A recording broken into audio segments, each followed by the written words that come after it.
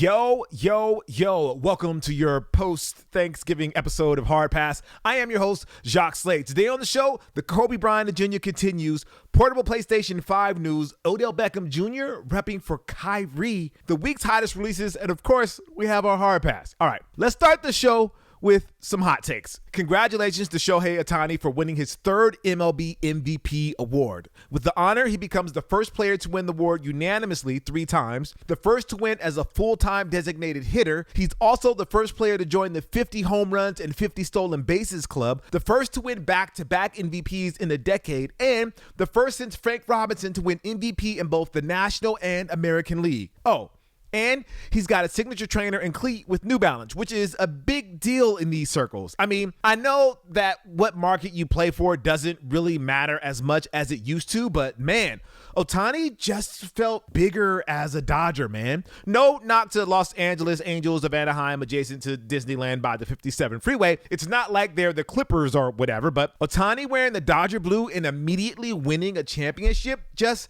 highlights how sometimes it still matters where you play. At the same time, I'm going to need New Balance to step it up, man. A quick glance at the New Balance site shows not a lot of new Otani branded gear, which feels wrong for someone who is clearly a generational talent. Next season, I expect New Balance to go big with signature trainers in more colorways, some more gear and accessory options, and maybe a commercial where he's the focus and not just one of the many on the roster. He's a gold mine, New Balance. Maybe take advantage of that while you got him. You know Nike would be losing their minds right now, coming up with all sorts of ways to put him in commercials if they had signed him. Now, while we've been talking about the Kobe brand for the past few weeks, another person who we should be keeping our eye out for is Kyrie Irving. We know he's got big plans for his Anta Kai brand, but could those plans involve the biggest sport in America? This past weekend, Odell Beckham Jr. was spotted rocking some custom Anta Kai 1 cleats designed by Shoe Surgeon during warmups. Now, because of whack-ass NFL rules that state your brand can't be seen on the field unless you pay the league, it's highly unlikely we'll see these OBJ and Anta Kai cleats during an actual game anytime soon. But what if Beckham did wear the cleats? It might be worth it for Kyrie to pay whatever fine is headed OBJ's way. Wearing band cleats would get Anta and Kai so much attention, I think. At the same time, this is yet another example of Irving's ambitions. If he can get an athlete with plenty of name recognition like OBJ on board, it could set a chain reaction that sees other NFL guys rocking Kai cleats pre-game too. And I wouldn't be surprised if Kai didn't have fans in baseball and other sports as well. Yes, I'm saying we need Anta Kai golf shoes designed by Shoe Surgeon. And by we, I actually mean me, so let's make that happen, fellas. Travis Kelce, he was spotted rocking Rip Hamilton Air Jordan 12s for his tunnel walk this past weekend. Somewhere, PJ Tucker's spidey senses just started tingling like crazy. It's a continuation of a bit that Travis has undertaken of rocking J's that correspond to the week in the NFL. So that means in a few weeks, he's going to be in quite a challenge as he tries to find a cool enough pair of Jordan 15s to wear when Kansas City Chiefs take on the Cleveland Browns. If I may be so bold as to suggest a pair of 15s if he can't get some player exclusives, maybe go with the criminally underrated Kubo and the 2 strings Air Jordan 15. He would win so many sneakerhead points with that one, and honestly, the redesigned tongue is proof that maybe 15s aren't so bad after all. If that doesn't work, he can always go with the Air Jordan 15 SE, another underrated variant of the 15. And keeping things on the Jordan brand side, Trae Young is now officially with the Jumpman. The multi-year deal does not include a signature shoe at the onset, but we all know that things can change if Young levels up and leads the Atlanta Hawks to a bunch of deep playoff runs. It looks like he'll be joining the Jordan brand athletes like Brandon Ingram and Bradley Beal as veterans who wear the flagship Air Jordan shoe during games and rock the latest retros off the court. It's a nice spot to be, but I have to wonder if this is ultimately where everybody thought Young would be after this many years in the NBA. Yeah, it's cool to be a part of the Jordan brand, and I'm sure the money and the care packages are nice. But over at Adidas, he was a signature athlete. Adidas was positioning Young to be their Anthony Edwards before Anthony Edwards became, well, Anthony Edwards.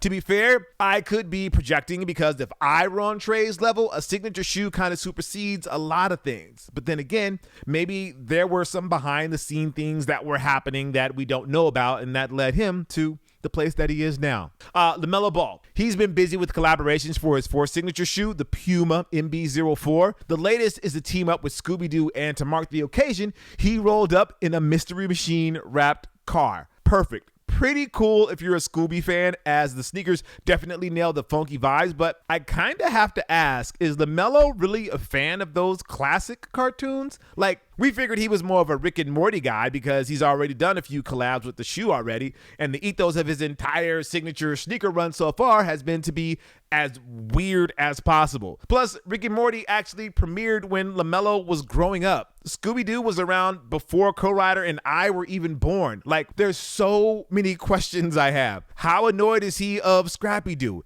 Is he Team Velma or Team Daphne? Is Fred a bit of a narc? Did he learn about the Harlem Globetrotters through the cartoon? Am I just showing my age knowing about all this useless Scooby factoids? Anyway, moving on. Before we move on to the pick of the week, we need to acknowledge something cool that happened a few weeks ago. Last season, Giannis Antetokounmpo handed free pairs of his signature Zoom Freak sneakers to his teammates and members of the Milwaukee Bucks staff. It's an annual tradition that you can see he greatly enjoys doing. Last year, when Damian Lillard was traded to the Bucks, that opened up the potential for sneaker hijinks. We all know how sensitive these brands can be when it comes to seeing their athletes fraternize or show love to another brand. Like, Carmelo Anthony shared a story on his podcast earlier this year about somebody at Jordan Brand giving him hell for showing up to a Nike event. So when the time came for Giannis to give Dame a pair of his Zoom Freaks, Dame was actually pretty cool and appreciated the gift.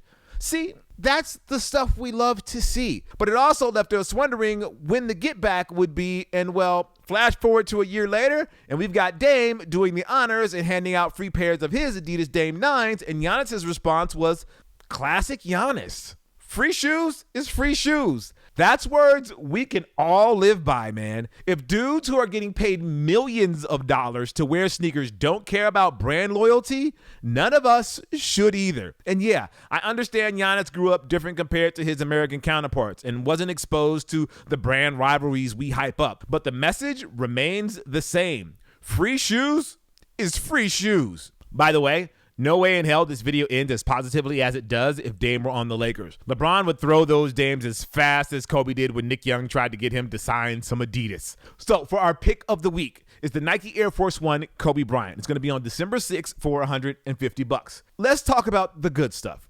Our Kobe Bryant agenda continues with this Air Force One that spotlights a special time in Kobe Bryant's sneaker career. Following his split with Adidas in 2002, Kobe would go on an epic sneaker free agency that saw him being courted by every major brand under the sun, from Nike to Jordan Brand to Reebok to Converse to And One, and he wore them all. One of the Nikes he had in the chamber was an Air Force One PE that featured a white upper with the Laker gold swoosh with purple accents. For the retail pair that's dropping this week, the low will feature the same makeup but include Kobe's number 8 and logo on the heel tabs. Another signature feature is the DeBoss Kobe Sheath logo on the heel, a special Kobe branded box, and some alternative laces if you feel like switching things up. It's a worthy addition to the Kobe collection and is hopefully another sign that Nike is pushing us closer to a Kobe brand. Okay, now that we got that out the way, let's talk about price. $150 for a pair of Air Force One lows is nasty work. Yes, it's an homage to Kobe, but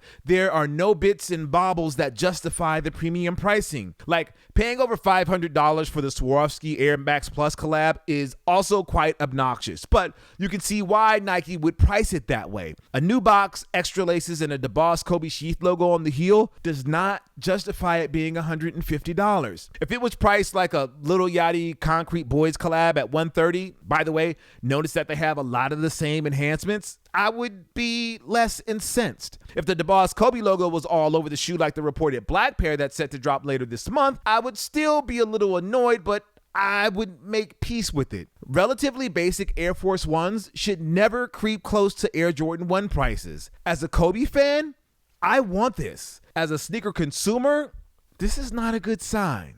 Anyway, let me know what you guys think down in the comments below. So, Bloomberg, they're reporting that a PlayStation 5 Portable is in the works. Now, you might be wondering if that's different from the currently available PlayStation Portal, and the answer is yes and no. Yes, it will be different from the Portal because you'll be able to play PS5 games on the handheld natively, a la a Steam Deck or the Nintendo Switch. But also no, because I'm guessing you'll still be able to stream not only PS5 games, but future PS6 games as well. Why would I even mention the PS6 at this stage? Because Bloomberg is also saying that this handheld is years away from being revealed, even if it comes to pass at all. Okay, so why would Sony, a company that is notorious for dropping all sorts of PlayStation-adjacent hardware and peripherals regardless of public demand, be hesitant to get back into the portables market? Well, because they know better than any other company what it's like to crash and burn.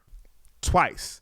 Now, before all you PSP and Vita fans come for us in the comments, you should know that Co-Writer is a proud owner of both the OG PSP 1000 and a crystal white Assassin's Creed Vita with the OLED screen. He is about that life. Just don't ask him how he's able to play the full library of games and emulate systems from the past. He doesn't know what you're talking about, apparently, but he knows that while those handhelds were pretty damn cool, they were not the successes that Sony needed them to be in order to compete with Nintendo's less powerful, but more beloved Game Boy Advance, DS, and 3DS systems. Part of it was pricing, as PSPs and Vitas were generally more expensive than whatever Nintendo handheld they were up against at the time. And while not as powerful, the DS and its successors were home to innovative games that you couldn't replicate anywhere else. The knock on the PSP and the Vita was that they were just miniature versions of the PlayStation 2 and 3, which would be okay if, say, you bought the PS2 version of Def Jam Fight for New York and continue your progress on the PSP, but no.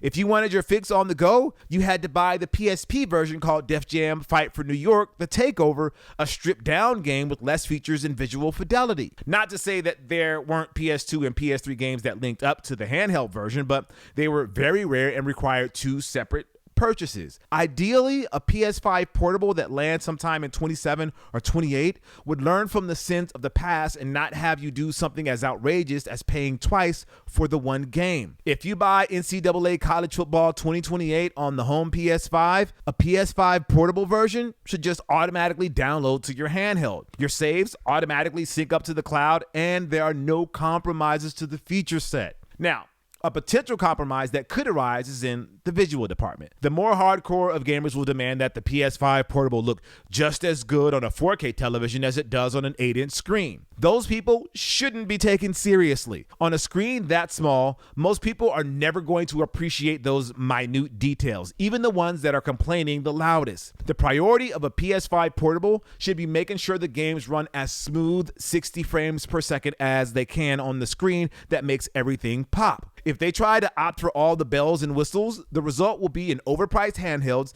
that's solving a problem no one is asking about, and it's the PSP and Vita all over again. So, to summarize, the PS5 portable needs to favor performance and pricing over fidelity and luxury. One path will catapult them to a battle with Nintendo, while the other keeps them where they already are, the leader of a console generation where generations don't actually matter anymore, and struggling to find ways to expand their reach. Seems like an easy choice, but Sony does what Sony does, for better or worse. Shout out to the PSVR 2, the PSVR 1, and the PSP, the Vita, the PlayStation Move, the PSP Go, the PlayStation TV, the PSX, and many, many more. We saw most of these things in Astrobot, which is a great game that everyone should play, by the way. Support good games, people. Call of Duty, it'll be fine if you skip a year or two.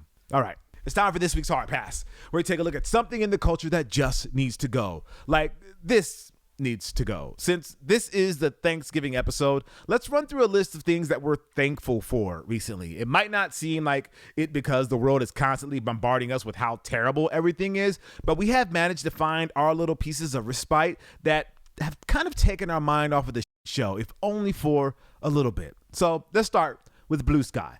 Look, I don't know if Blue Sky or Threads or Mastodon or freaking LinkedIn is the future of social media. But what I do know is that the news of a mass exodus of people from Twitter after the election just proves a point we made a long time ago. All of this is fleeting, man. Of course, Twitter is going to continue to be a force because of who owns it, but it's never going to be the overwhelming outside driver of culture that it once was. That's TikTok's job now. And at some point, TikTok is going to hit an inflection point as well. There's always a new social media platform that kids will gravitate towards because the olds ruined the previous cool place. Blue Sky, with its ability to create an echo chamber to your liking, is the new hotness now. But if we're reading think pieces about how it all came crashing down by this time next year, it won't be shocking. We just all need to get in the mindset that our tweets, our reels, our TikToks, and our skeets are something we're all going to need to manually archive ourselves because they could be viral one day and a dead link the next. Next up, Jaylen Brown's 741 over-the-top sunglasses. Hey, Jaylen might play for a team that I refuse to acknowledge their existence as a bit, but I respect his attempt to branch out on his own as he tries to build up 741 into something viable and sustainable. I still don't know how people are going to respond to his signature Rover sneakers, but in teasers for 741 gear and accessories, he is bringing back the legendary Oakley over-the-top sunglasses, and that is awesome. For kids of a certain age, they might see these glasses that wrap over Jaylen's head and think it's never been done before, but it has. Oakley famously made these glasses back in the year 2000, and they were prominently featured on Ato Bolden during the Sydney Olympics. According to a GQ article, Oakley sold 30,000 units at launch, which now sell for $2,000 at resale. That's because the molds were damaged and the company doesn't seem interested in the retro. A company that's not interested in going back to the past. Sounds like something some sneaker brands could consider. Anyways, the odds of these glasses making it on an NBA court are probably impossible, but shout out to Jaylen for trying something different, even if it's something that those of us that were outside during the time remember vividly. I wonder if he's a Spy Kids fan. Next up. Golf is entering its hypebeast era. In order for the game of golf to grow, it needs to meet people where they are. We all know that accessibility is always going to be the biggest obstacle for anybody who wants to get interested in golf. But opening clinics and hosting tournaments is no longer the only way you can make the youths aware that golf is a thing. You've got the content creators who are presenting the game in a way that's both respectful of the past, but looking towards a more inclusive and, let's be honest, less stuffy future. Upstart brands that don't follow the norms of golf style are disrupting how everybody dresses now. From the local munis to the exclusive country club to the pros that are even on tour. And sneakers, well, you've already seen the impact. Jordan retros are all over the course. I can't wait to see what the next generation has in store for us as golf shoes reflect a more modern style.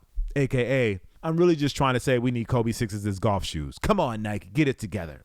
Next, the return of the Wu-Tang Dunk. And it kind of means that nothing is sacred. See, sneakers were meant to be worn, not collecting dust on a shelf or a glass case. This idea that some sneakers should never get a retro has always been a strange concept to me. It's like somebody having a rare prototype of a video game or a master recording of an unreleased song by a beloved artist. Why keep that under the lock and key and never be enjoyed by the public? If it's money, the OG piece is always going to have value. Just because thousands of sneakerheads can now own the Wu-Tang Dunks doesn't mean those original 150 or so that were made are worthless all of a sudden. Let the kids who are just learning about the 36 chambers get a pair, and those who have been waiting since the days of the Nike Talk forums finally get their payoff. Now, this doesn't mean every iconic dunk should actually come back. There has to be a strong cultural reason for it to happen, and the people who demand it need to be there on launch day. Today's sneaker retailers are littered with sneakers that social media says need to bring those back, but never actually buy when they do. So prove them wrong. And Sir Lewis Hamilton for showing us the way. F1 has been a revelation for the Hard Pass crew in 2024. We went from not really knowing the difference between F1 and IndyCar and NASCAR to having full-blown segments about Max Verstappen being a once-in-a-lifetime generational talent to lamenting the sacking of Drive to Survive favorites like Valtteri Bottas and Daniel Ricciardo. But nobody has had more impact on this show than Sir Lewis Hamilton. Not because he's a 7-time world champion, although that helps. Not because he's a GOAT-level driver who might not have a peer when the conditions in the car is right. See this past weekend as evidence as his inability to not give a shit about anybody else on the track, going from 10th to 2nd like it was nothing. Nope. It's because he blessed us with the right way to pronounce Puma. Look, The guy is a legit knight. And who are we common folks to go against royalty? If he says Puma, we're going to say Puma. Not because it's a bit that we discovered fans on the show either really liked or really hated with the fury of Fernando Alonso when he's driving an inferior car. Nah, it's because of our respect for Sir Lewis. Nothing else. All right, that's going to do it for the show. Thank you guys for watching Hard Pass. I am Jacques Slade. I'll see you next week, but not before you leave you with the viewer Hard Pass. Hey, this is Richard calling for Tyson. Want to let you know that Tyson's going to be ready in, let's say, 20 minutes. Thank you. I'm going to assume that if you have a dog named Tyson, I guess, so heads up because I believe that's your groomer calling. Anyway, if you'd like to be possibly featured in a future episode, call us at 818-493-9325. Leave a short message or socials if you want, no more than 30 seconds. All right, happy Thanksgiving, and I'll see you next week. Well, I guess Thanksgiving is technically over. I hope you had a happy Thanksgiving. Peace.